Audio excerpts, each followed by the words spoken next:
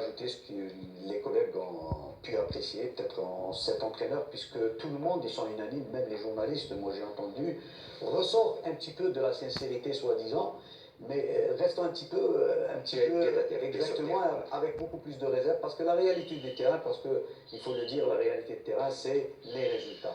Et puis par rapport à son contrat, si j'ai bien compris, c'est 2 années de contrat.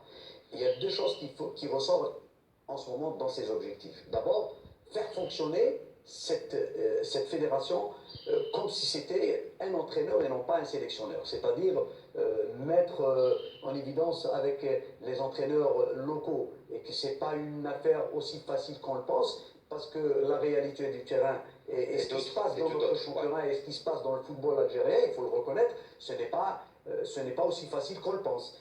Maintenant, ce qui est intéressant, c'est qu'on a en ce moment un entraîneur, un sélectionneur, entre guillemets, qui a, moi je suis partisan, puisque Mohamed El si bien dit, si on ne passe pas par les clubs, on ne peut pas être sélectionneur, c'est pas possible. Et puis aujourd'hui, il a quand même un bagage, une expérience, et d'autant plus faire partie d'une nation, une des meilleures nations de football, il faut le reconnaître. Maintenant, la réalité de terrain, c'est tout autre.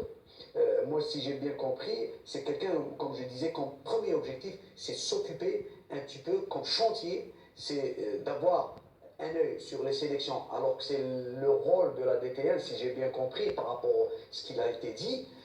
Et puis, la sélection, elle vient un petit peu au cours de la chose, par rapport aux événements et par rapport aux dates FIFA qui se prononcent.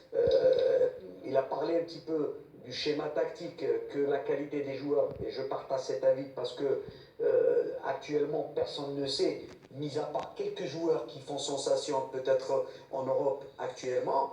Maintenant on va attendre et pour lui donner plus de temps pour voir la réalité de la chose, et sachant exactement. Il n'en a pas, le mois de juin c'est la première sortie, il n'a pas de temps. Et je pense que c'est la raison pour laquelle le contrat a été signifié et assigné pendant 2 ans.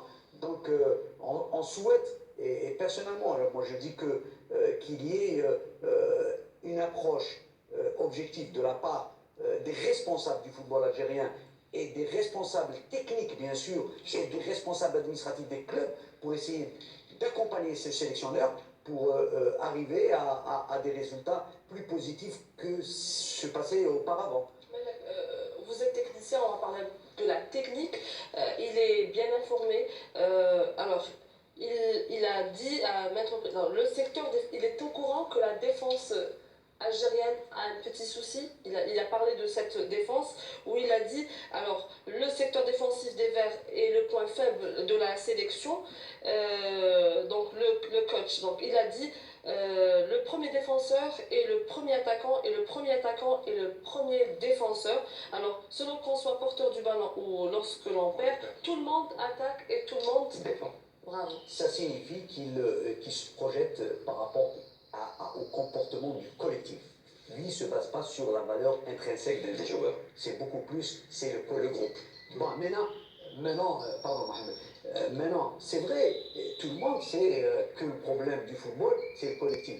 Mais sachant qu'il faut faire un travail, est-ce qu'il a le temps nécessaire, il a le temps de voir et de collaborer avec tous les entraîneurs du championnat de la D1 et D2 professionnels pour qu'ils puissent arriver à ses ambitions, bien sûr, et par conviction. C'est pour ça que je dis actuellement, tant mieux, on a actuellement un entraîneur que tout le monde est sans unanime, que cet entraîneur ressort de la confiance vis-à-vis. Bien sûr, c'est très important, c'est très important. Exactement. Allez, je te souris quand